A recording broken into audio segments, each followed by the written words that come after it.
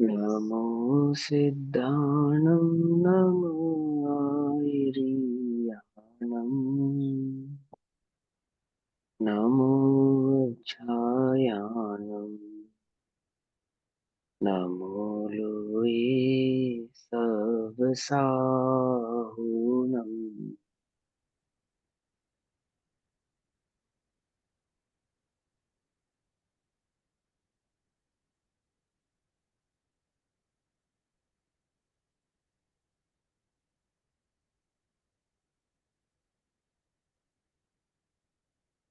नमः समय साराय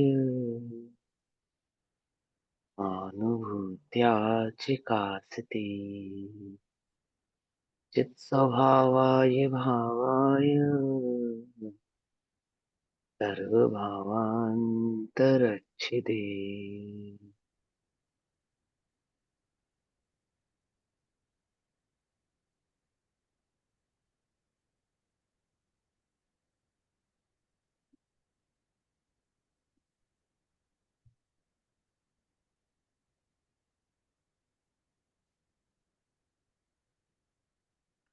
हमारी दोपहर कालीन कक्षा का विषय चल रहा है श्री समय सारजी ग्रंथ। श्री समय सारजी का स्वाध्याय हम सभी आचार्य अमृतचंद्र देव द्वारा रचित आत्मख्याति टीका के माध्यम से कर रहे हैं। आत्मख्याति टीका पेज नंबर 531, 531 सर्वश्रुत ज्ञान अधिकार। अभी 10 गाथाओं का भाव हमने कल समझा था। स्पर्श रस गंध वर्ण आदि ये नहीं कहते आत्मा से कि तू मुझे सूंघ, तू मुझे जान, अथवा तू मुझे मेरा रस ले, स्वाद ले, आदि आदि। और ना ही वे अपनी ओर उन्हें आकर्षित करते हैं। जीव अपने अज्ञान से ही उनकी ओर आकर्षित होता है। और आत्मा वास्तव में स्वभाव से देखा जाए तो दीपक की भांति जैसे प्रकाश पदार्थ से उदासीन है, ऐसे ही आत्मा ज्ञान पर पदार्थ से उदासीन है, अर्थात उनको जानता तो है परंतु उनको भोगता आदि नहीं है। शब्दादि रूप भावार्थ पढ़ रहा हूँ। शब्दादि रूप जड़ पुद्गल द्रव्य के गुण है। वे आत्मा से कहीं नहीं कहते कि तू हमें ग्रहण कर, अर्थात तू हमें जान। और आत्मा भी अपने स्थान से च्युत होकर उन्हें ग्रहण करने के लिए उनकी ओर नहीं जाता। जैसे शब्दादिक समीप ना हो तब आत्मा अपने स्वरूप से ही जानता है, इसी प्रकार शब्दादिक समीप हो तब भी आत्मा अपने स्वरूप से ही जानता है। सहज जानने रूप आत्मा का स्वभाव होने से आत्मा कैसा है, उनसे उदासीन है। उदासीन है मतलब ना उनकी ओर जाता है ना उनको अपनी ओर बुलाता है।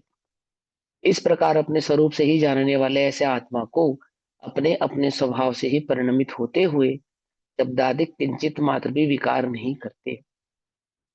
जैसे कि अपने स्वरूप से ही प्रकाशित होने वाले दीपक को घटपटादि पदार्थ विकार नहीं करते, ऐसा वस्तु स्वभाव है। तथापि जीव शब्द को सुनकर, रूप को देखकर, गंध को सूंघकर, रस का स्वाद लेकर, स्पर्श को छूकर, गुण द्रव्य को जानकर उन्हें अच्छा बुरा मानकर राग द्वेष करता है। यह जीव का अज्ञान ही है। अब इसी अर्थ का कलश रूप काव्य कहते हैं। इसी अर्थ को काव्य के माध्यम से 222 नंबर के कलश में आचार्य अमृतचंद्र देव कहेंगे। पूर्णो काच्युत शुद्ध बोध महिमा बोधो न बोध्यादयम् यायात् कामपि विक्रियां ततैतो दीपः प्रकाश्यादिव त्वद्वस्तु स्थितिबोधवन्द्यधिषणा ऐते किमज्ञानिनो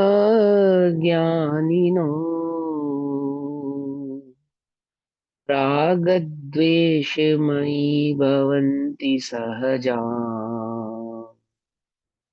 मुञ्चन्त्युदासीनता।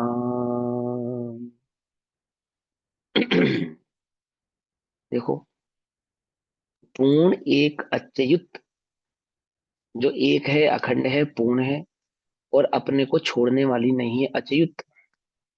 शुद्ध बोध महिमा अयम बोधौ, अर्थात पूर्ण एक अच्युत और निर्विकार ज्ञान जिसकी महिमा है, ऐसा ये है ज्ञायक आत्मा अयम बोधौ। ऐसा ही है ज्ञायक आत्मा। तथा इतः बोध्यात, उन असमीपवर्ती या इन समीपवर्ती ज्ञेय पदार्थों से, अर्थात जो उसके ज्ञान का विषय बन रहे हैं वे, और जो उसके ज्ञान का विषय नहीं बन रहे हैं वे भी। समझ में आई बात? जो पदार्थ आत्मा के ज्ञान का विषय बन पा रहे हैं उनको, और जो पदार्थ आत्मा के ज्ञान का विषय नहीं बन पा रहे हैं वे भी, दोनों पदार्थ, समीपवर्ती और असमीपवर्ती ज्ञेय पदार्थों से। समझ में आ गया ना? समीपवर्ती और असमीपवर्ती ज्ञेय पदार्थ किसको कहते हैं? समीपवर्ती मतलब जो आत्मा के ज्ञान का विषय बन पा रहे हैं, और असमीपवर्ती जो आत्मा के ज्ञान का विषय नहीं बन रहे हैं। सिंपल है ना? ये पदार्थों से काम अपि विक्रियाम न यायात, किंचित मात्र भी विक्रिया को प्राप्त नहीं होता। अर्थात ज्ञान ज्ञेय से विक्रिया को प्राप्त नहीं होता। आई बात समझ में? वे जो ज्ञान का विषय बन चुके हैं ना उन ज्ञेयों से, अथवा जो ज्ञान का विषय नहीं बने हैं भविष्य में बनेंगे उन ज्ञेयों से भी ज्ञान क्या नहीं होता? विक्रिया को प्राप्त नहीं होता। अर्थात ज्ञान ज्ञेयों से आक्रांत नहीं होता, ज्ञान ज्ञेयों से अशुद्ध नहीं होता, ज्ञेयकृत अशुद्धता ज्ञान में नहीं आती। ये शब्द शब्द सुने ना आपने, ज्ञेयाक्रांत और ज्ञेयकृत अशुद्धता आदि, उसी को यहाँ पे विकृत कह रहे हैं। विकृत नहीं होता अर्थात ज्ञान में किसी बात से कोई फर्क नहीं पड़ता, कौन सा ज्ञेय ज्ञान में झलक रहा है और कौन सा ज्ञेय ज्ञान का विषय नहीं बन रहा है, उससे ज्ञान स्वभाव पर कोई फर्क नहीं पड़ता, विक्रिया को प्राप्त नहीं होता। दीपः प्रकाश्यात इव, जैसे दीपक प्रकाश्य अर्थात प्रकाशित होने योग्य, जो होने योग्य, प्रकाशित होने योग्य जो घटपट आदि है, अर्थात जिन पदार्थों में प्रकाश में चमकने की योग्यता है, जो प्रकाश में दिखने की जिनमें पदार्थों में योग्यता है, पदार्थों से विक्रिया को प्राप्त नहीं होता। तब फिर तद वस्तु स्थिति बोध वंद्य धीषण इते अज्ञानी न। किरण आंटी का ना म्यूट कर दो, म्यूट। तद वस्तु स्थिति बोध वंद्य धीषणा इते अज्ञानी न, जिनकी बुद्धि ऐसी वस्तु स्थिति के ज्ञान से रहित है। कैसी वस्तु स्थिति के ज्ञान से रहित है? कि ज्ञान ज्ञेय से आक्रांत नहीं होता, ज्ञान में ज्ञेयकृत अशुद्धता नहीं आती, ज्ञान ज्ञेय से उदासीन रहता है, और ज्ञान ज्ञान सतत स्वभाव से ही परिणमित होता है। ऐसे वस्तु स्वभाव को जो नहीं जानते, अपने ज्ञान स्वभाव को, जो ऐसे ज्ञान स्वभाव को अपने नहीं जानते, जिनकी बुद्धि ऐसी वस्तु स्थिति के ज्ञान से रहित है, ऐसे ही है अज्ञानी जीव अपनी सहज उदासीनता को क्यों छोड़ते हैं? समझ रहे? अपने सहज वीतराग भाव को क्यों छोड़ते हैं? अपने सहज ज्ञाता दृष्टापने को क्यों छोड़ते हैं? आई बात समझ में? ज्ञाता दृष्टा याद है किसको कहते हैं? कौन बताएगा? हाथ खड़ा करके बताओ। ज्ञाता दृष्टा समझाते ना, किसे कहते हैं ज्ञाता दृष्टा? पूनम दीदी बताएंगे। और बस, अनिता आंटी आप बताओ, याद है? मीनाक्षी दीदी आप बोलो, ज्ञाता दृष्टा किसे कहते हैं? मतलब सहज स्वभाव में रहना। ठीक है, वो तो अब वो तो उत्तर दे ही दोगे, ऐसे तो ऐसा वाला उत्तर नहीं चाहिए। देखो, ज्ञाता दृष्टा ऐसा नहीं कहा जो पर को जाने उसे ज्ञाता दृष्टा कहा। ज्ञाता दृष्टा का मतलब ये नहीं होता। ये बात तो ठीक है कि ज्ञान पर को भी जानता है, उसको डिनाई नहीं कर रहे हम, लेकिन उस भाव को ज्ञाता दृष्टापना नहीं कहते कि टीवी देख रहे हैं हम ज्ञाता दृष्टापना से भाव से देख रहे हैं, शॉपिंग कर दृष्टापना भाव से शॉपिंग कर रहे हैं, अथवा हम बाजार में घूम रहे हैं या कहीं पे भी बैठे हैं अथा गे लुब्ध हो रहे हैं, गे लुब्धता को या ज्ञातिक्रांत पने को ज्ञाता दृष्टापना नहीं कहते।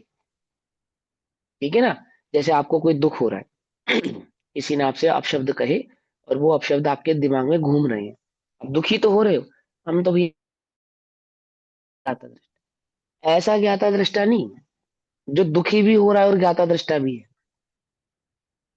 ऐसा ज्ञाता दृष्टा नहीं जो ज्ञेय लुब्ध भी हो रहा है और ज्ञातिक्रांत भी हो रहा है और ज्ञाता दृष्टा भी है, ऐसा नहीं। ये बात तो पक्की है, हम इसको डिनाई नहीं कर रहे हैं कि ज्ञान ज्ञेयों को जानता है, जानेगा, जानने में आते हैं, उसको डिनाई नहीं कर रहे हैं।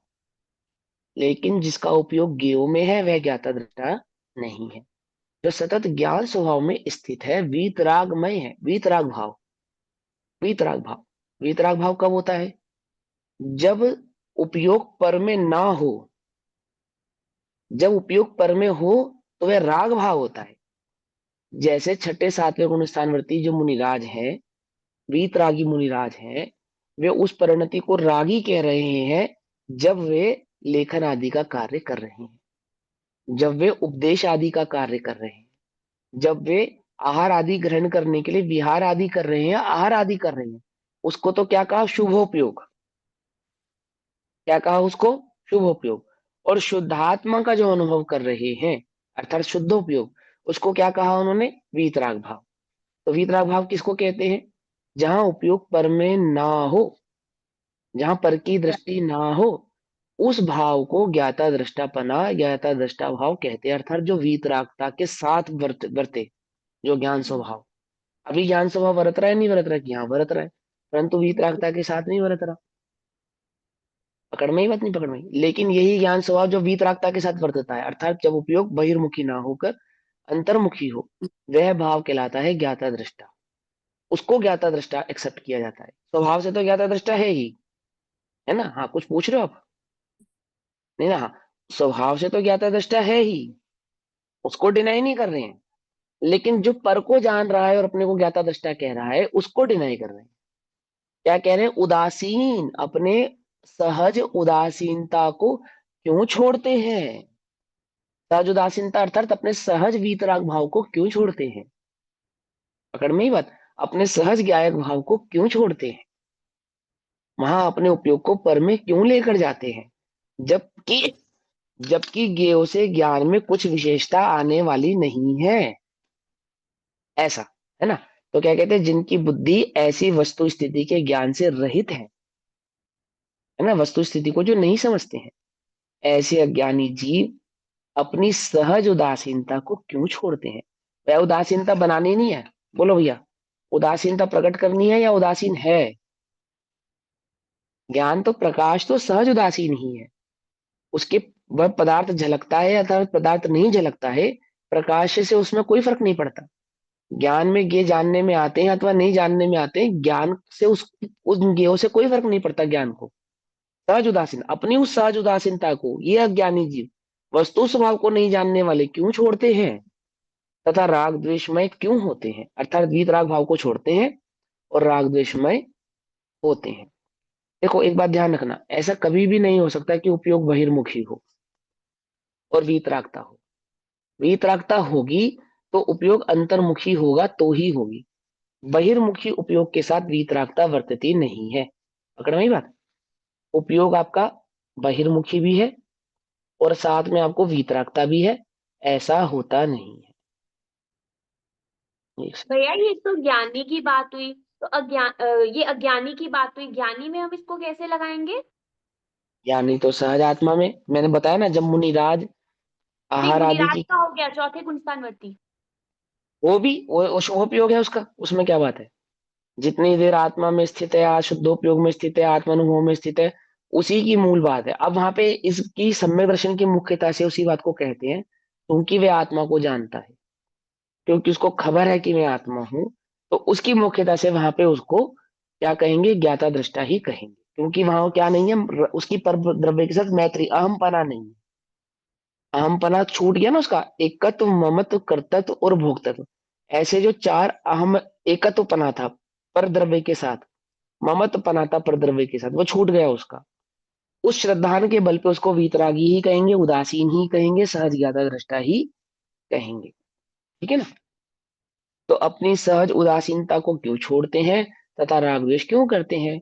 इस प्रकार आचार्य देव ने सोच किया है, मतलब ऐसा अपना विचार प्रकट किया है कि ऐसा क्यों करते हैं ये अज्ञानी, सहज उदासीन है और यूं ही राग द्वेष आदि में वर्तते हैं। हाँ देखो, रजनी आंटी, पूछो क्या पूछ रहे हो? नहीं, यहाँ बोल रहा था ना, गेय पदार्थ जानने में आए या ना जानने में आए, इसको आपने एक शब्द में डिफाइन किया था, वो शब्द क्या था? ज्ञातिक्रांत और वो क्या नाम है, गेलुब्धता। गेलुब्ध। नहीं नहीं, मतलब वेद, शहर ज्ञान में गेय पदार्थ जानने में आए या ना जानने में आए, वो उनके प्रति अशुद्ध नहीं होता, मतलब इसको आपने एक शब्द में। उदासीन, उदासीन रहता है, वीतराग रहता है, राग। अर्थात ज्ञेय कृत अशुद्धता ज्ञान में नहीं आती है, अर्थात इसको आप ज्ञेय से आक्रांत नहीं होता। कोई बात नहीं, रिकॉर्ड में होगा, मुझे मालूम नहीं आप किसकी ओर इंडिकेट कर रहे हो, आप रिकॉर्डिंग में सुन लेना, ठीक है।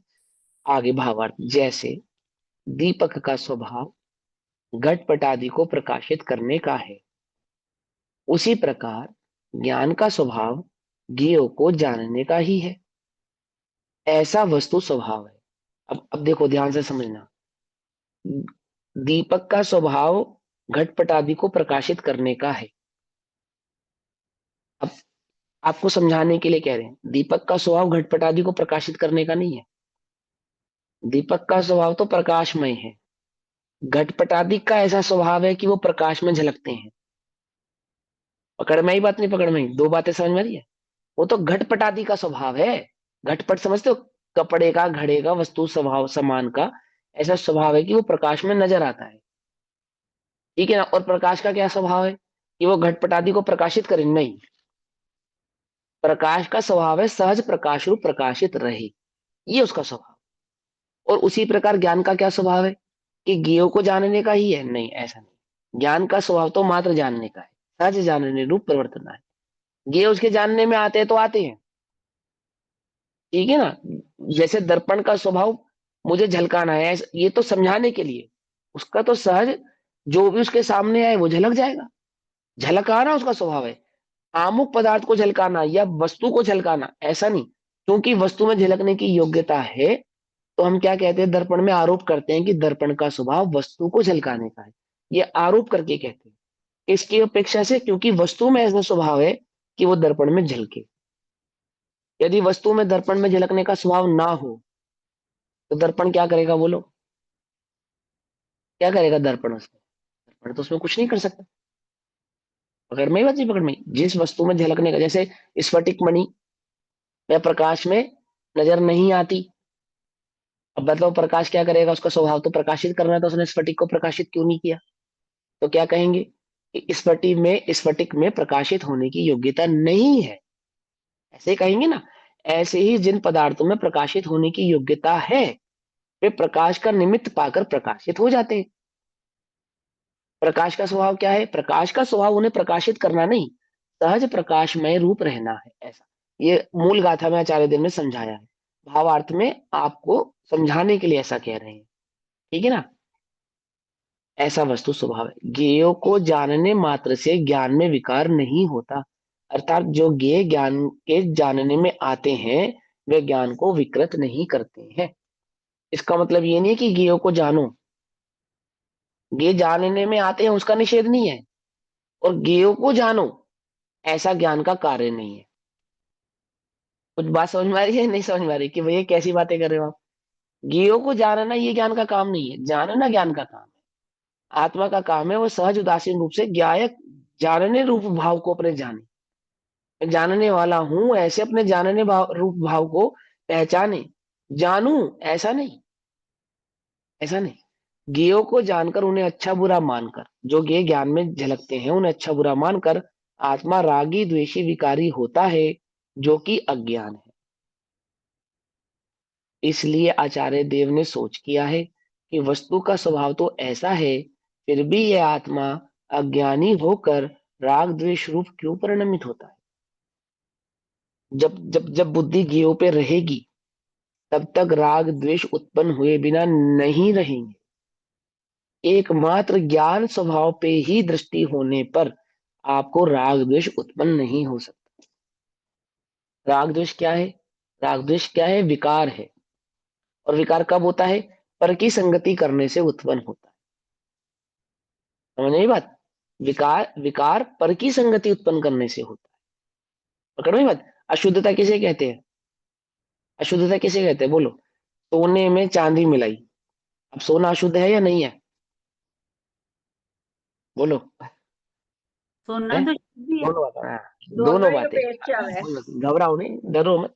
दोनों, अगर सोना शुद्ध है तो बोलो भैया 1 किलो सोने में आधा किलो चांदी मिलाकर 1.5 किलो सोना तुम्हें बेच देते हैं, खरीद लोगी? क्योंकि सोना तो शुद्ध ही है, ऐसा थोड़ी। है ना, है ना। मैंने उस वहां पे भाव से अशुद्धता कहा किसको कि कहते हैं? सोना सोने में और चांदी चांदी में, मैंने उस हाँ भाव से मैंने कहा। कहा एक, हाँ वो आपकी बात सही है, मैं चिंता नहीं करो, घबराओ नहीं, सही कह रहे हो आप, उत्तर आपने सही दिया, जिस अपेक्षा से दिया बिल्कुल करेक्ट उत्तर दिया। जैसे पर जब वक्ता के दोनों अभिप्राय को न्याय मीनिंग कहते हैं उल्टी ना। दृष्टि से देखेंगे तो वो अशुद्धि है। हाँ जैसे वक्ता के अभिप्राय को न्याय कहते हैं, ऐसे श्रोता के अभिप्राय को भी न्याय कहते हैं, घबराओ नहीं। अगर श्रोता पढ़ा लिखा है तो उसके अभिप्राय को भी नए ही कहेंगे, ठीक। तो आपने जो उत्तर दिया गलत नहीं है, पर हम क्या कहना चाहते हैं कि अशुद्धता किसको कहते हैं? जहां पर की संगति हो वहां अशुद्धता है। जहां स्वभाव की संगति हो वहां अशुद्धता नहीं होती। अर्थात ज्ञान जहां ज्ञेयों की संगति करे वे अशुद्ध है, और ज्ञान जहां ज्ञान स्वभाव की संगति करे वह शुद्ध है। पकड़ में भी, स्वभाव से तो शुद्ध ही है, स्वभाव से तो शुद्ध ही है। सोना भी शुद्ध है, चांदी भी शुद्ध है, वो तो स्वभाव है उसका, उसकी तो बात ही नहीं है। लेकिन क्या स्वभाव को पहचानते हो? क्या स्वभाव को जानते हो? तो क्या कहते हैं आचार्य देव? स्वभाव शुद्ध है, और जो शुद्ध स्वभाव को जानकर उसमें रत है, क्या कहा? जो शुद्ध स्वभाव को जानकर उसमें रत है, रत है अर्थात लीन है, वह पर्याय भी शुद्ध है। समझ में ये बात नहीं? समझे, द्रव्य तो शुद्ध है ही, गुण तो शुद्ध है ही, और पर्याय कौन सी शुद्ध है? जो स्वभाव को जानती है, स्वभाव को जानकर उसमें रत होती है, पर्याय भी शुद्ध है। तो यहाँ पे जो अशुद्धता और शुद्धता का विचार है वो किसकी अपेक्षा से? पर्याय की अपेक्षा से ही है। तो क्या कहते हैं कि वह मलिनता कहाँ से उत्पन्न होती है, अशुद्धता कहाँ से उत्पन्न होती है? पर की संगति करने से।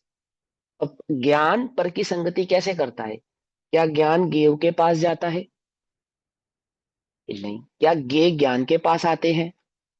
कि नहीं। समझ में ये बात? क्या लोह चुंबक की तरह ज्ञान गेव को अपनी ओर खींचता है? कि नहीं। क्या ज्ञान चंद की तरह यज्ञ चंद को उठा के कोई कार्य में लगाता है? कि नहीं। तो फिर ज्ञ कृत अशुद्धता कैसे होती है ज्ञान में? कि जो ज्ञान ज्ञेय की ओर लुब्ध होता है, जो ज्ञानोपयोग दर्शनोपयोग ज्ञेयों में आसक्त होता है, वह ज्ञान कैसा कहलाता है? अशुद्ध कहलाता है। पकड़ में ही बात नहीं? पकड़। और जो ज्ञान स्वभाव पहचान कर, क्या स्वभाव है ज्ञान का? क्या स्वभाव है ज्ञान का? कि सहज जानना। जानना। किसको जानना? अपने को जानना। हाँ अब अपेक्षा से कहेंगे अपने को जानना, है ना। लेकिन अब क्या कह रहे हैं आचार्य देव? सहज जानना, उसमें बस तो सब जानना, कुछ ही जानने में आएगा, क्योंकि चाहे वो मैं ज्ञानी ही है जानने। कि। हाँ, जानने में नहीं आएगा, यही तो बात नहीं, जब समझा रहे। ज्ञान सब। जान रहे हैं, मतलब जब उसमें हाँ रत हो जाता है तो वो हाँ ज्ञाकार हो जाता है, फिर हम कहेंगे कि हाँ ज्ञ को देखता है। जो ज्ञान मेरी हाँ। ओर ही लगा हुआ है वो हम्म। ध्रुव में ही है, हाँ। वो फिर वो ज्ञान किसको निरपेक्ष है। जानेगा? हाँ जी। फिर वो ज्ञान किसको जानेगा? स्वयं को जानेगा जो स्वयं में बस। लगा और हुआ। अब वो किसी और को नहीं जानेगा। नहीं जानेगा। ध्यान, हाँ हाँ। अब वो ठीक है, वो युगपद है, सो पर प्रकाशक है, हाँ। उसमें केवल ज्ञान पाने की शक्ति है, पर भी उसके जानने में वो बात सारी सही है, वो डिनाई नहीं कर रहे हैं। लेकिन यहाँ उपयोग की बात चल रही है, उपयोग की मुख्यता से, कि यहाँ उपयोग कहाँ है? केवली का उपयोग कहाँ है? अपने में, स्वयं में। हाँ ज्ञान भले ही सो पर प्रकाशक है, हाँ। परंतु उपयोग पर में नहीं है। नहीं। समझे ना, उपयोग तो अपने में ही, इसलिए अपने सिवा अन्य को जानते नहीं है, उपयोग की अपेक्षा से, उपयोग की अपेक्षा से। पकड़ में ही नहीं? पकड़ में ही बात है ना। हम ट्रेन में सफर कर रहे हैं, उसी ट्रेन में टेररिस्ट भी सफर कर रहा है, ठीक है ना। तो वो बाय चांस वो उसी डब्बे में जिस डब्बे में हम हैं, और बाय चांस वो उसी सीट पर है, हमारे बराबर वाली सीट पर है, तो क्या उस टेररिस्ट के साथ हमारा संबंध है? बोलो। संबंध स्थापित करने के लिए सिद्ध करना पड़ेगा आपको कि संबंध है या नहीं है, पहले संबंध सिद्ध करना पड़ेगा। ये संबंध नहीं है कि वो हमारी ट्रेन में है, हमारे बराबर की सीट पे बैठा है, ये कोई संबंध नहीं है। संबंध सिद्ध करना पड़ेगा। समझे? वो वहां पे क्या संबंध सिद्ध करना पड़ेगा? कि वो 20 साल पहले इनके नंबर से इसके नंबर पे फोन गया था, 20 साल पहले, जब वो टेररिस्ट नहीं था तब। ध्यान से समझना, वो संबंध स्थापित करने के लिए। और मालूम है नहीं मालूम कैसे संबंध स्थापित किए जाते हैं? मैंने कहीं ना कहीं उसका लिंक दिखाया जाएगा कि देखो ये लिंक है इसके साथ, इसका संबंध है। पकड़ में मत। बोले ज्ञान का ज्ञेय के साथ क्या संबंध है? उपयोग कहाँ है ज्ञान का? बोले अपने को छोड़कर बाहर नहीं गया, बाहर से उठाकर उसे भीतर नहीं लेकर आया, है ना। और जो ज्ञान को सजा मिल रही है बस इसी संबंध की सजा मिल रही है कि ये कृत अशुद्ध है, अर्थात वहां ज्ञेय में लुब्ध है, इसी अज्ञान की सजा है इसके पास, और कोई संबंध नहीं है इसके साथ, और ये संबंध खत्म, बोले सजा खत्म। अब पर उसके जानने में आते हैं, जान देखो, पर पदार्थ भी ज्ञान के जानने में नहीं आते, ज्ञान में झलकते हैं। अब जानने में आते और झलकने में क्या अंतर है? अभी आप कहोगे भैया बड़ी फिलोसॉफिकल बात कह रहे हैं, लेकिन फिलोसॉफिकल बात नहीं है। नहीं, दोनों में जानना फर्क है। उपयोगमय है, जानना मैं और अपनी जानना, मर्जी से हाँ, जानूंगा, और हाँ, झलकना वो जानना, नेचुरल आ रहे है। हाँ, हाँ, अभी मेरे को बोलने दो, बीच में मत काटो बात को। जो जानना है वो उपयोगमय है, और जो झलकना है वो स्वभावमय है। क्या कहा? कुछ बात समझ में आई? वहां पे वहां पे उस वस्तु का भी स्वभाव है कि वो झलकेगा, उस पदार्थ में भी एक गुण है जिसके कारण वो ज्ञान में झलकता है, वहां उस पदार्थ का भी स्वभाव है। समझ में आई बात? नहीं समझ में? इसके कारण वो ज्ञान में झलक रहा है, किसी न किसी के ज्ञान का विषय बन रहा है, लेकिन जान रहा है वह उपयोगमय है, और केवली का उपयोग या ज्ञानी का उपयोग कहाँ है? सिवाय निज आत्मा के अन्य कहीं नहीं है। तो जानता है, बोले नहीं जानता है, जानने में आत झलकते हैं, वो एक अन्य बात है, झलकते ज्ञान में झलकते हैं, परंतु ज्ञान उन्हें जानता है क्या? बोले नहीं जानता है। अभी बात समझ में आई या नहीं समझ में आई? कैसे कहा नहीं जानता है? बोले उपयोग कहाँ है ये बताओ। अब तुम उपयोग तो तुम्हारा सारा का सारा बाहर है, और कहते तुम अपने को ज्ञाता दृष्टा हो। आचार्य कह रहे नहीं, ये ऐसे ज्ञाता दृष्टा नहीं चाहिए हमें, ऐसे वाले ज्ञाता दृष्टा नहीं चाहिए हमको मोक्ष मार्ग में। इस सारा ज्ञान, सारा उपयोग तो बहिर्मुखी रहे, और कहे अपने को ज्ञाता दृष्टा। लड्डू जानने में आता है या ज्ञान जानने में आता है? कि भैया लड्डू जानने में नहीं, वो तो ज्ञान जानने में आता है ना। ऐसे वाले ज्ञाता दृष्टा नहीं चाहिए। तो पकड़ में ही बात नहीं, पकड़ में उदासीन, उदासीन, समझ में आई बात? तो क्या कहते हैं?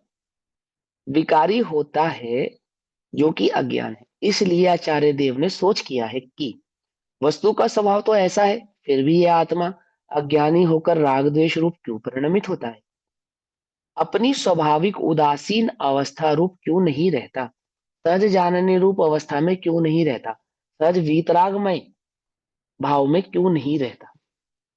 इस प्रकार आचार्य देव ने जो सोच किया है सो उचित ही है, क्योंकि जब तक शुभ राग है तब तक प्राणियों को अज्ञान से दुखी देखकर करुणा उत्पन्न होती है, और उससे सोच भी होता है। आचार्य देव को भी क्या है, वो भी आचार्य देव का क्या है, वीतराग भाव नहीं है, वो भी आचार्य देव का शुभ भाव है। यदि उनको इस प्रकार का विचार उत्पन्न हो रहा है, क्योंकि उदासीन को तो ऐसा विचार भी उत्पन्न होता नहीं है ना। अब आगामी कथन का सूचक काव्य कहते हैं, उपदेश देते हैं ना आचार्य देव देते हैं मुनिराज, वो उसको राग भाव कहते हैं। अच्छा नहीं मानते हैं उपदेश देने को, आचार्य देव मुनिराज अच्छा नहीं मानते हैं, बाधक मानते हैं। बाधक किसमें? मोक्ष मार्ग में। और हम क्या मानते हैं उपदेश को? हम्म हमारे लिए उपदेश क्या है? थोड़ा उपदेश करना सीख जावे हम, तो अपने को क्या लगता है, हर चाहे जिस मर्जी को उपदेश देने लगते हैं, चाहे जहां मौका मिले वहां उपदेश देने लगते हैं, है ना। उपदेश देना हमारे लिए साधन बन चुका है, साधना बना लिया हमने उसको, जबकि वो मोक्ष मार्ग में बाधक कह रहे हैं आचार्य देव उसको। कुछ बात समझ में आई नहीं है? उल्टा नहीं पकड़ना, समझने वाली बात है भैया। अब आगामी कथन का सूचक काव्य कहते हैं 223 नंबर का कलश। राग द्वेष विभाव मुक्त महसो नित्यं स्वभाव स्पर्श पूर्वागामि समस्त कर्म विकला भिन्नास्तदात्वोदयात्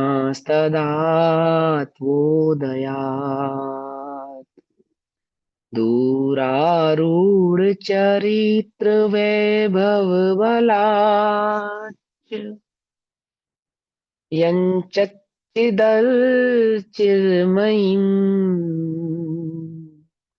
विन्दन्ति सरसाभिषेक्त भुवना ज्ञानस्य सञ्चेतना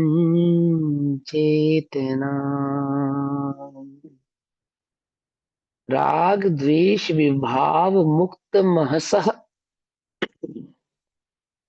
जिनका तेज राग द्वेष रूपी विभाव से रहित है। अर्थात जिनका तेज अर्थात जिन जो अपने राग द्वेष भाव से विमुक्त होकर अर्थात जो वीत राग भाव में प्रवृत्ति कर रहे हैं।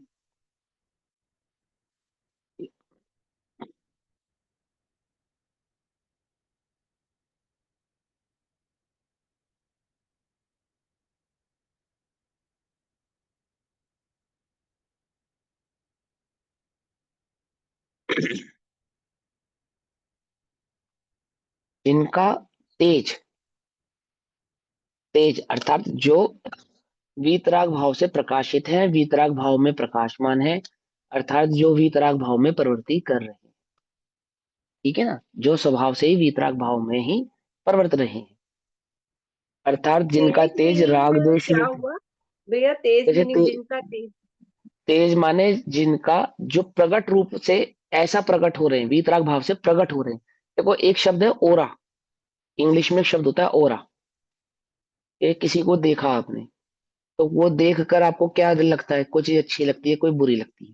मैंने कोई अपनी ओर आकर्षित करने वाली लगती है, कोई अपने से दूर करने वाली लगती है। जैसे दिखती है ना, कोई भी चीज दिखती है अच्छी या बुरी की हम कल्पना करते हैं। तो ये कैसे प्रकट मान है? ये ऐसे प्रकट मान है वीतराग भाव वाले, वीतराग भाव से प्रकट हो रहे हैं जो जो अपने आप को, अपने स्वभाव को, निज भाव को वीतराग भाव से प्रकट कर रहे हैं। जैसे सूरज का तेज, सूर्य का तेज, उसके चेहरे पे भैया बड़ा तेज था। तो क्या तेज था उसके चेहरे पे? मैंने उसके चेहरे को देखा, किसी के चेहरे को देखा अमुक व्यक्ति के, तो हमारी नजरें उस पर बंध गई, टिक गई, देखने लगे हम उसको। यानी वो अपने आप को इतनी प्रखरता से प्रकाशित कर रही है वो चीज कि हमारी दृष्टि वहां पे रुक गई उसको देखने के लिए। चमक तो कह तेज का सकते। मतलब होता चमक, हाँ चमक हो गई या तेज चमक, मतलब वो अपने को प्रकट करने का भाव है। यहाँ पे वो अपने आप को प्रकट करने का भाव, जैसे सूर्य अपने आप को प्रकट कर रहा है, ऐसे ही वहां आत्मा या जीव कैसे प्रकट हो रहा है? वीतराग भाव से प्रकट हो रहा है। जिनका तेज राग द्वेष रूपी विभाव से रहित है, जो प्रगट से ही वीतराग भाव मय है। नित्यम स्वभाव स्पर्श, जो सदा नित्यम, जो सदा, नित्यम माने सदा, स्वभाव स्पर्श अपने स्वभाव का स्पर्श करते हैं, अर्थात अपने स्वभाव में ही नित्य रहते हैं। अपने चैतन्य चमत्कार मात्र स्वभाव को स्पर्श करने वाले हैं, उसका अनुभव करने वाले हैं। स्पर्श नाम का गुण नहीं है आत्मा में, शब्द मलिच नहीं होना। स्पर्श कर रहे हैं मतलब निज आत्मा का ही अनुभव कर रहे हैं, निरंतर उस आत्मा का अनुभव कर रहे हैं, निरंतर उस आत्मा का ही वेदन कर रहे हैं। जैसे तुम अपने करोड़ रुपए का स्पर्श कैसे करते हो बताओ? तुम्हारे पास करोड़ रुपए की लॉटरी लग जाए, अब तुम नित्य उसका स्पर्श करते हो नहीं करते हो? कैसे करते हो? जेब में लेके घूमते हो? पता है उसका आनंद आता है। हाँ, अंदर में जो उसका आनंद है ना, उसको जो जो उसका जो मजा ले रहे हो, अंदर में जो मान वर्त रहा है, वो क्या है? वो करोड़ रुपए का स्पर्श है। तो लोग क्या कहते हैं? भैया तू नहीं बोल रहा, ये तेरे जेब का धन बोल रहा है, ऐसा ऐसा कहते हैं ना लोग, कहते नहीं कहते? हाँ, ऐसे ही वो क्या कह रहे हैं, ये जो प्रकट हो रहा है, ये क्या प्रकट हो रहा है? वीतराग भाव, ओह अनुभव ही प्रकट हो रहा है। और नित्य उस आत्मा का ही अनुभव कर रहे हैं ना, तो वो वीतराग भाव वाले लिए उदासीन स्वभाव वाला है, और उसी का हम आनंद कर रहे हैं, उसी का हम भोग कर रहे हैं। तो प्रकट क्या होगा? वह उदासीन भाव ही प्रकट होगा। सही बात समझ में? तो जिनका तेज राग द्वेष रूपी विभाव से रहित है, और जो नित्य ही उस चैतन्य चमत्कार स्वभाव वाले आत्मा का स्पर्श कर रहे हैं, अर्थात भोग कर रहे हैं, अनुभव कर रहे हैं, करने वाले, पूर्व आगामी समस्त कर्म विकला, जो पूर्व में बांधे थे अथवा जो भविष्य में उदय में आने वाले थे, सभी प्रकार के कर्मों का क्या कर दिया है? जिन्होंने नाश कर दिया है। जो भूतकाल के तथा भविष्य काल के समस्त कर्मों से रहित हैं, विकला रहित हैं, और तदातु उदयात भिन्न है, मतलब जो द्रव्य कर्म वर्तमान, भाव कर्म नौ कर्म से रहित हो गया यहाँ पे। हाँ द्रव्य कर्म भाव कर्म नौ कर्म से रहित हो गया। ये जो कर्म बांधे थे उनसे भी रहित हो गया, जो उदय में आने थे उनसे भी रहित हो गया, है ना? माने किसी भी प्रकार के कर्मों से संबंध जिनका नहीं रहा है, वर्तमान के कर्म के उदय से भी जो भिन्न है, तदात्व उदयात भिन्ना, जो वर्तमान काल के कर्मोदय से भिन्न है। अर्थात जैसे केवली, ये वर्तमान में जो कर्म का उदय है उनको, है ना, जो समोषण आदि क्या है, तीर्थंकर नाम कर्म प्रकृति का उदय है, वो कर्म का उदय ना, उसका वो भोग कर रहे हैं नहीं कर रहे हैं, नहीं कर रहे हैं, उससे भिन्न है। पकड़ में ही बात, भिन्न है अर्थात जिनका उपयोग वहां पर भी नहीं, उस और भी नहीं है, एक भैया चैतन्य चमत्कार मात्र में उपयोग है। वो भी कर्म का उदय होता है जो शमशरण लगता है। हाँ हाँ, कर्म का उदय होता है, तभी तो केवली के 4 घातीय कर्मों का नाश हुआ है ना, अघाती का नाश नहीं हुआ है, अघाती कर्मों का उदय हुआ, ठीक है। वो अघाती कर्मों का उदय, ठीक। तो तदात्व उदयात भिन्ना, जो वर्तमान काल के कर्मोदय से भिन्न है, दूर आरूढ़ चारित्र वैभव बलात् ज्ञानस्य संचेत नाम विन्दति, अर्थात वे ऐसे ज्ञानी अति प्रबल चारित्र के वैभव के बल से, देखो, दूर आरूढ़ चारित्र वैभव, चारित्र वैभव पर आरूढ़ होकर, आरूढ़ होकर यानी चढ़कर, अर्थात जिन्होंने अपने अनंत चारित्र भाव को प्रकट किया है। जैसे तुम अपने धन पे मान क्या है, धन पे आरूढ़ होना, रूप का मान यानी रूप पे आरूढ़ होना, ऐसे वीतराग भाव पे आरूढ़ होना यानी उस आत्मा का अनुभव करना, उसमें स्थित, उस आत्मा में जो स्थित हो गए ना, स्थिर हो गए हैं, उस चारित्र पर आरूढ़ होना यानी चढ़ना। तो क्या कहते हैं, अति प्रबल चारित्र के वैभव से, वैभव के बल से ज्ञान की संचेतना का अनुभव करते हैं, ज्ञान की संचेतना का अनुभव करते हैं अर्थात अकंप भाव से ज्ञान स्वभाव में स्थित हो गए हैं। चारित्र माने स्थिरता, तो कैसे स्थिर हो गए हैं, अब ज्ञान स्वभाव में ऐसे स्थिर हो गए हैं कि अब कभी वहां से च्युत होने वाले नहीं है, कभी वहां से भटकने वाले नहीं है, डिगने वाले नहीं, है ना।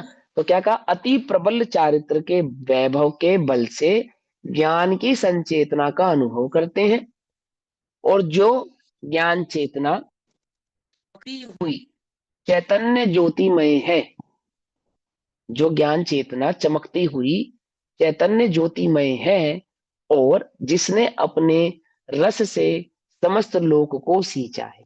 क्या मतलब है इसका, कि वह ज्ञान चेतना कैसी है, कि अपन एक ज्ञान स्वभाव में स्थित है, ज्ञान स्वभाव का ही आनंद ले रही है, ज्ञान मात्र है, ऐसा होने पर भी जिसमें समस्त लोकालोक झलक रहे हैं। केवल ज्ञान कैसा है, वो केवल ज्ञान आत्मा की स्थिरता से उत्पन्न हुआ, ज्ञान स्वभाव में ही स्थित है, ज्ञान मात्र का ही वेदन कर रहा है, उस ज्ञान से कभी डिगेगा नहीं, ऐसा उसमें प्रबल बल प्रकट हुआ है, और अपने ज्ञान स्वभाव का वेदन करता हुआ भी, मात्र ज्ञान में ही स्थित रहता हुआ भी, मात्र ज्ञान को ही जानता हुआ भी, उस ज्ञान में लोकालोक झलक रहे हैं। पकड़ में ही बात, यानी कि ये पदार्थों में लोकालोक में झलक रहे हैं। तो जिसने अपने रस से समस्त लोगों को सींचा है, समस्त लोग को कैसे सींचा उसने, अर्थात जिसने समस्त लोगों को जान लिया है, ऐसे। जैसे जल मिट्टी को कैसे सींचता है, बोलो, जल से सींचा, खेत सींचते हैं ना, अब आपको तो पता ही नहीं खेत कैसे सींचे जाते हैं, मैंने खेत में पानी बिखेर दिया जाता है, उस कनाल बना के छोटी छोटी, और मिट्टी पानी पी जाती है, और पानी के पीने से मिट्टी में जो नमी आती है उसको कहते हैं खेत का सींचना। ऐसे ही ज्ञान लोकालोक में फैल गया है, कैसे फैल गया है, कि ज्ञान ने लोकालोक को जान लिया है। समझ में बात नहीं, समझ में आई? तो क्या हो गया वो ज्ञान, ज्ञान ने लोकालोक को सींचा है, सींचा अर्थात उस लोकालोक को जान लिया है, ऐसा ज्ञान ये प्रमाण है, ये लोकालोक प्रमाण है, इस विधि ज्ञान लोकालोक प्रमाण है। तो लोकालोक प्रमाण है अर्थात वहां ज्ञान लोक लोक और आलोक में फैल गया है, ऐसा नहीं, ज्ञान ने अपने बल से उन लोकालोक को जान लिया है, ऐसा। तो अपने समस्त रस से लोगों को सींचा है, जिनका राग द्वेष दूर हो गया है, जिसने राग द्वेष का मादिक जीते सब जग जान लिया है, जिनका राग द्वेष दूर हो गया, और अपने चैतन्य स्वभाव को जिन्होंने अंगीकार किया है, और अतीत अनागत तथा वर्तमान कर्म का ममत्व दूर हो गया है, ऐसे ज्ञानी सर्व परद्रव्यों से अलग होकर चरित्र अंगीकार करते हैं, अर्थात किसी भी परद्रव्य का अनुभव नहीं करते हैं। एक ज्ञान स्वभाव में स्थिर हो गए, ऐसा उन्होंने चारित्र अंगीकार किया। एक मात्र ज्ञान स्वभाव में ही स्थित हो गए, ठीक है ना। क्या होता है बोला, 8वें गुण स्थान में, 9वें गुण स्थान में, 10वें गुण स्थान में, ये जो चारित्र है ना, और सकल चारित्र होता है और यथाख्यात चारित्र होता है, कैसे प्रकट होता है? एक ज्ञान स्वभाव में स्थित होते हैं बस, वो स्थिरता बढ़ती जाती है और वहां चारित्र बढ़ता जाता है, स्थिरता बढ़ती है। ऐसा तो नहीं वहां पे ज्यादा दंड पेलने पड़ते हो, ज्यादा उपवास करने पड़ते हो, ऐसा तो नहीं करना पड़ता ना। क्या करते हैं वो चारित्र? चारित्र किसको कहा? वहां ज्ञान की स्थिरता को, स्वभाव की स्थिरता को में चारित्र बढ़ता जाता है। जितना जितना स्वभाव में स्थिर होते जाते हैं, उतना उतना चारित्र बढ़ता जाता है। तो जिनका राग द्वेष दूर हो गया है, अपने चैतन्य स्वभाव को जिन्होंने अंगीकार किया है, अतीत अनागत और वर्तमान कर्म से ममत जिनका दूर हो गया है, ऐसे ज्ञानी सभी द्रव्यों पर द्रव्यों से अलग होकर चरित्र अंगीकार करते हैं। उस चरित्र के बल से, अर्थात अनंत चारित्र के बल से, अनंत दर्शन, अनंत ज्ञान, अनंत चारित्र, अनंत सुख, अनंत वीर्य, है ना। तो वहां चारित्र में अनंतता आने पर ज्ञान और दर्शन में भी क्या होगी? अनंतता हो गई। अनंत स्थिरता ज्ञान में होने पर ज्ञान और दर्शन में भी अनंतता प्रकट हो गई। तो ज्ञान कैसा हो गया? अनंत ज्ञान। दर्शन कैसा हो गया? अनंत दर्शन। तो बल से क्या हुआ? परद्रव्य से अलग होकर चारित्र अंगीकार करते हैं। उस चारित्र के बल से कर्म चेतना और कर्म फल चेतना से भिन्न जो अपनी चैतन्य की परिणमन स्वरूप ज्ञान चेतना है, उसका अनुभव करते हैं। अर्थात कर्म और कर्म के फल का अनुभव नहीं करते, मात्र ज्ञान स्वभाव का जो अनुभव करते हैं। यहाँ यह तात्पर्य समझना चाहिए कि जीव पहले तो कर्म चेतना और कर्म फल चेतना से भिन्न अपनी ज्ञान चेतना का स्वरूप आगम प्रमाण, अनुमान प्रमाण और स्व संवेदन प्रमाण से जानता है। कैसे कैसे जानता है? ज्ञान चेतना का स्वरूप आगम प्रमाण से जानता है, आगम में उसका स्वरूप कैसा बदलाया है। फिर अनुमान प्रमाण से कैसे जानता है? जो पुरुषार्थ करता है आगम में कहे गए वचनों का, जो अनुप्रेक्षा करता है, उस अनुप्रेक्षा को कहते हैं अनुमान, ठीक। और फिर उस अनुप्रेक्षा के बल पर जो स्वसंवेदन प्रकट होता है, स्वानुभूति से प्रकट करता है ना। स्वानुभूति चकासते स्वभावाय भावाय सर्वभावांतरच्छते, अपने स्व संवेदन से प्रकट करता है, प्रमाण से जानता है, और उसका श्रद्धा प्रतीति दृढ़ करता है, अर्थात सम्यक दर्शन आदि प्रकट करता है। यह तो अविरत, देशविरत और प्रमत अवस्थाओं में भी होता है। और जब अप्रमत अवस्था होती है, अर्थात अर्थात जब वो छपक, हिरणी आदि चढ़ता है, तो अप्रमत अवस्थाएं होती हैं, तब जीव अपने स्वरूप का ही ध्यान करता है। 8वें गुण स्थान से लेकर ऊपर के गुण स्थानों में मात्र अपने स्वभाव का ध्यान करता है, उसमें स्थिर रहता है।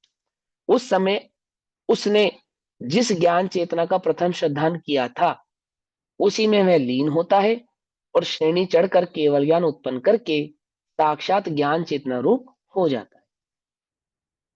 जो अतीत कर्म के प्रति ममत्व को छोड़ दे, वह आत्मा प्रतिक्रमण है। जो अनागत कर्म ना करने की प्रतिज्ञा करे, अर्थात जिन भावों से आगामी कर्म बंधे, उन भावों का ममत्व छोड़े, वह आत्मा प्रत्यक्षान है। और जो उदय में आए हुए वर्तमान कर्म का ममत्व छोड़ दे, वह आत्मा आलोचना है।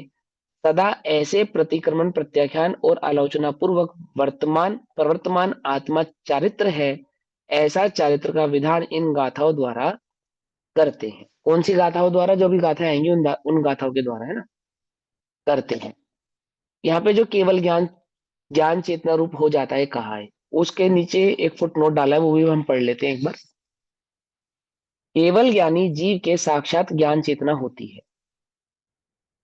केवल ज्ञान होने से पूर्व भी निर्विकल्प अनुभव के समय जीव के उपयोगात्मक ज्ञान चेतना होती है। कोई कोई कंफ्यूजन तो नहीं ना? सिंपल है, नहीं समझ में आए तो पूछ लेना मेरे से, बिल्कुल सिंपल है।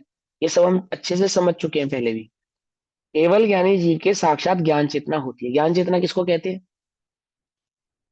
एक एक लाइन का आंसर है, बिल्कुल एक एक लाइन का। ज्ञान में कर्म लीनता। चेत ज्ञान में लीनता। कर्म चेतना किसको कहते हैं? कर्मों में कर्म में लगे रहना, कर्म के प्रमाणों में लगे रहना। और कर्म फल चेतना किसे कहते हैं? हाँ जी, उपभोगना, उपभोगने भोगना, कर्म फल चेतना भोगना। हाँ। कर्म कर्म कर्तृत्व बुद्धि कर्म चेतना कहलाती है। उदय आदि में लीनता कर्म फल चेतना कहलाती है। और ज्ञान स्वभाव में लीनता, ये ज्ञान चेतना कहलाती है। चेतना कितने प्रकार की हो गई? 3 प्रकार की। कितने प्रकार की होती है? एक ही प्रकार की। ठीक है, चेतना 3 प्रकार की नहीं होती।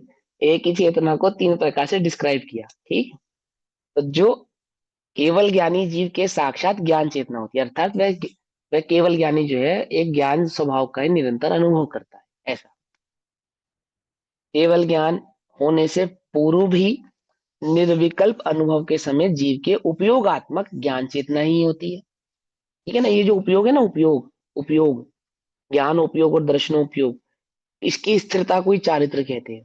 तो जितना जितना ज्ञान स्वभाव में स्थिर है उतनी उतनी ज्ञान चेतना है, और जितनी जितनी ज्ञान स्वभाव में स्थिरता नहीं है उतनी, और अस्थिरता है उतनी उतनी ज्ञान चेतना नहीं है। बस इतना है ना। तो उपयोगात्मक ज्ञान चेतना होती है, अर्थात उपयोग जितना ज्ञान स्वभाव में स्थित होता है उतनी उतनी उसकी ज्ञान चेतना वर्तती है। कोई अलग से अंतर में 3 चेतनाएं ऐसा मत समझ लेना, है ना। हाँ, ये इसको शब्द मलिच कहते हैं, ध्यान रखना। इन शब्दों के ऊपर जो हम प्याज के छिलके उतारते हैं ना, ये शब्द मलिचता कहलाती है। बिल्कुल सिंपल सी बात समझा रहे हैं आचार्य देव, आपके उपयोग की अपेक्षा से। जीवस उपयोगस्य जीवस्य लक्षणम। हमें जीव के बारे में समझाना है कि जीव कहाँ है। बोले जहां जीव का उपयोग है जीव वहां है। ठीक है ना। तो उसी जीव को क्या कहा, जब इसका उपयोग पर में है तो, अर्थात कर्म कर्ता बुद्धि है तो कर्म चेतना, इसी चेतना को कर्म चेतना नाम कहा। वही उपयोग कर्म के फल में लीन है, उसको कर्म फल चेतना कहा। अब कर्ता कर्म पने में जो स्थित होता है ना, यानी कर्म और कर्म फल चेतना, ये 2 अलग अलग नहीं होती हैं, एक ही है। जो कर्तत्व में स्थित है, कर्ता बुद्धि है जिनकी, उनकी कर्म फल चेतना ऑटोमेटिकली है। जो कर्तत्व पने में स्थित होगा तो कर्म के फल में भी स्थित होगा। उसमें ऐसा तो नहीं है कि मेरी अभी कर्म चेतना तो नहीं है, कर्म फल चेतना मात्र है, ऐसा नहीं है। कुछ बात समझ में आ रही नहीं आ रही है? कि मेरे को कर्ता बुद्धि तो टूट गई भैया, बस कर्म के फल की बुद्धि तोड़नी बाकी रह गई, ये भी भैया ऐसा कर्ता नहीं। भोक्ता ही हो गया ना फिर, जैसे कर्म हाँ, कर्ता कर्म भोक्ता। हाँ हाँ, हाँ वही है कर्ता। वही है। कर्तापना कर्म चेतना, भोक्तापना कर्म फल चेतना। ठीक है ना। अब कोई समझे कि भाई अभी मेरी कर्म फल चेतना, अभी मेरी कर्म चेतना है, ऐसा नहीं। दोनों साथ साथ ही होंगी ना फिर। वही है अज्ञान अज्ञान दशा को 2 भागों में डिवाइड करके बतला रहे हैं आपको बस। कि कभी तो जीव करता तो बुद्धि भारी हो जाती है उस पे, और कभी उस पे भोक्ता बुद्धि भारी हो जाती है, बस इतना ही कहते है ना। उपयोग में कभी भोक्ता का परिणाम अधिक होता है और कभी कर्तत्व का परिणाम अधिक होता है। ऐसे क्या, कर्म कर फल की चिंता मत कर, वो कर्म चेतना की मुख्यता है वहां, समझे। और एक जगह क्या कहा कि ऋणम कृत्वा घृतम पीवित भस्मीभूतस्य देहस्य पुनर्गम न कुता, वहां कर्म फल चेतना की मुख्यता है। समझ नहीं बातें, समझ में आई? भाई अब तो तुम तो मौज करो, ऋण लेकर भी घी पीना हो, ऋण लेकर भी तो ऋण लेकर घी पियो। कौन जानता है कौन लौट कर आने वाला है, कौन जानने वाला है।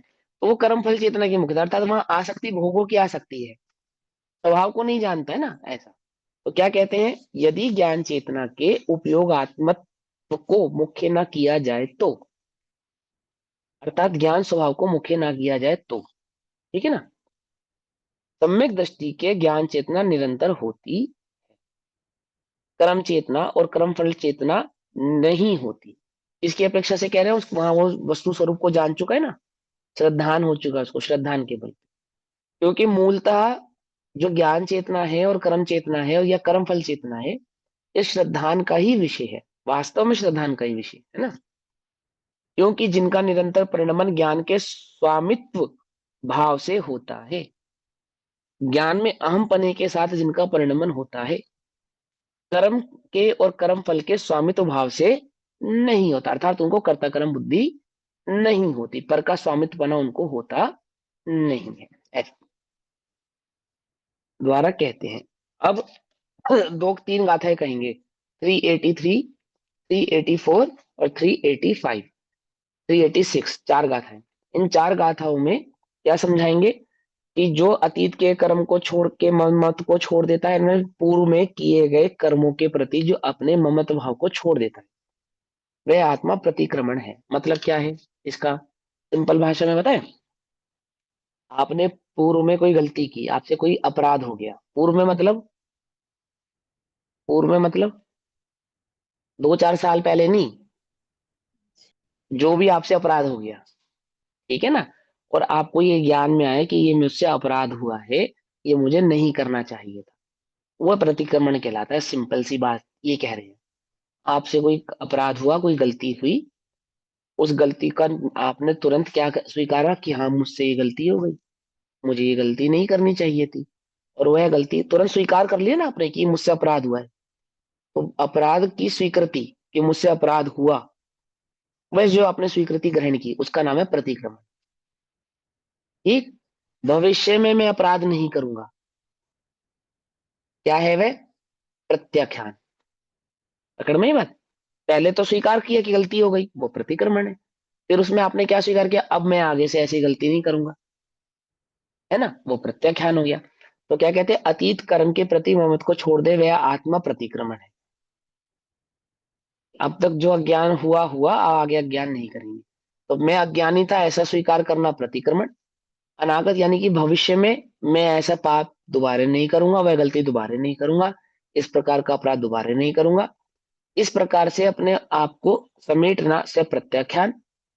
और जो उदय में आए हुए वर्तमान कर्म का ममत्व है, आपकी जो भी दशा वर्तमान में हो रही है, जिस भी प्रकार का उदय आपको चल रहा है, पुण्य रूप चल रहा है, पाप रूप चल रहा है, अति तीव्र पाप रूप चल रहा है, जो भी आपका उस समय वर्तमान में उदय चल रहा है, उस उदय को ना देखकर एकमात्र आत्मा को देखना, उस उदय से भिन्न एक ज्ञायक स्वभाव को देखना, उस उदय से भिन्न एक ज्ञान स्वभाव में स्थित रहना, उसका नाम क्या है? आलोचना।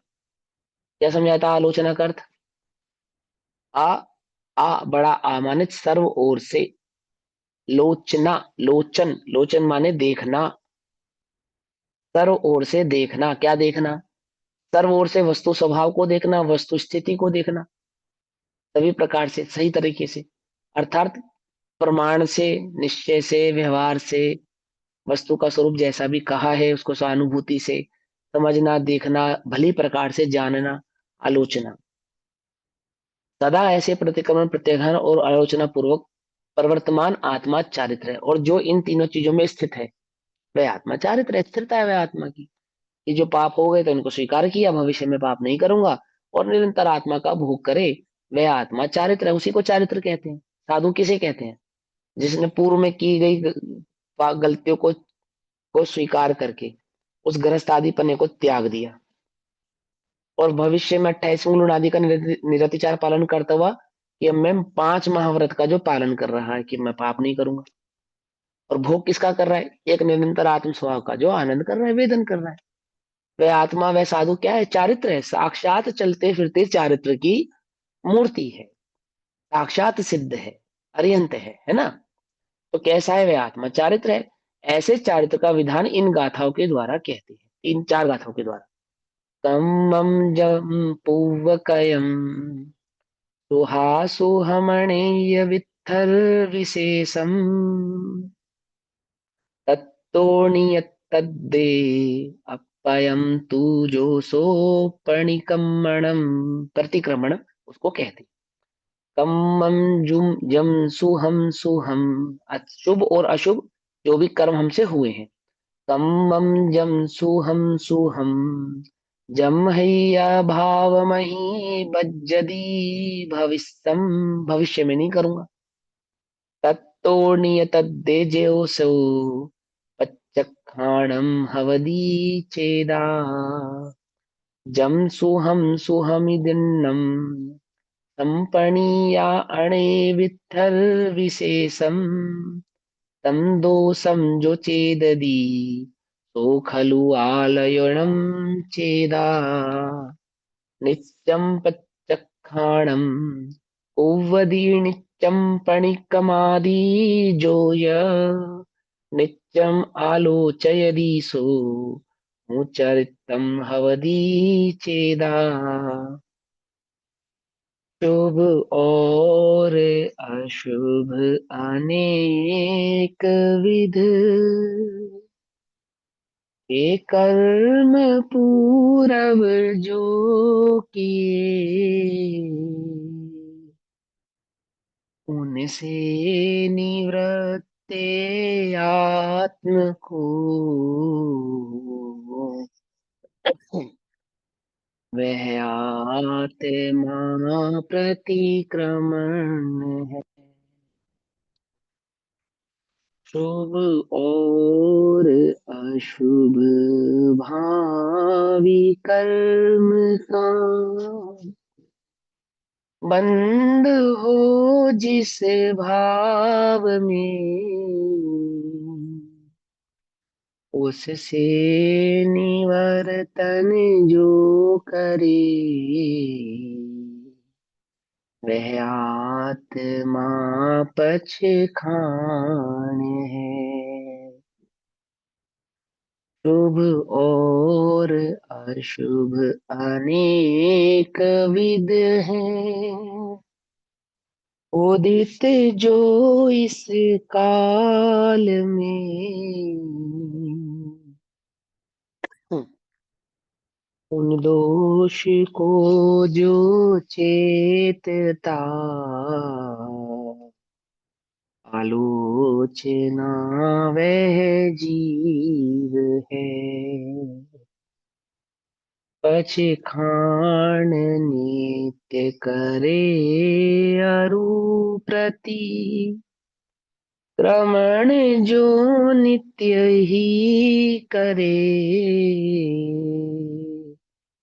नित्य ही करे आलोचना, वह आत्मा विष कुंभ है। ऐसे लिखा है ना, विष कुंभ लिखा है, चारित्र है, क्या लिखा है? पवित्र है।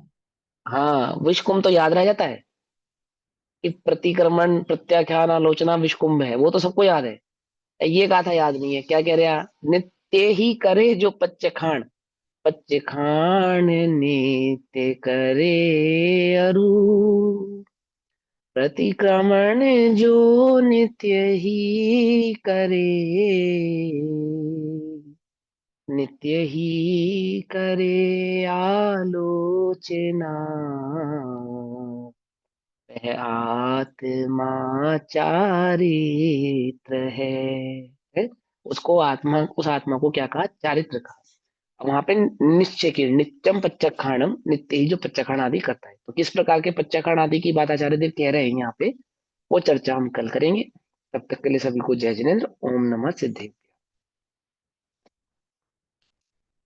निज निधि निज में बताई यह अनंत उपकार है, उसके लिए जिनवाणी माँ को वंदना शत बार।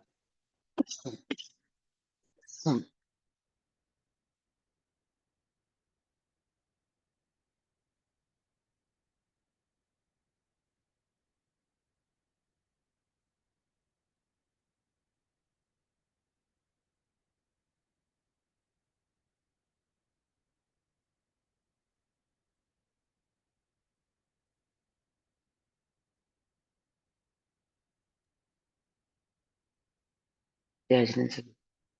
भैया जिनको सम्यक दर्शन प्रकट हो चुका हुआ है उनको भी हम चलते फिरते सिद्ध कह सकते हैं, क्योंकि मतलब जाना तो उन्होंने।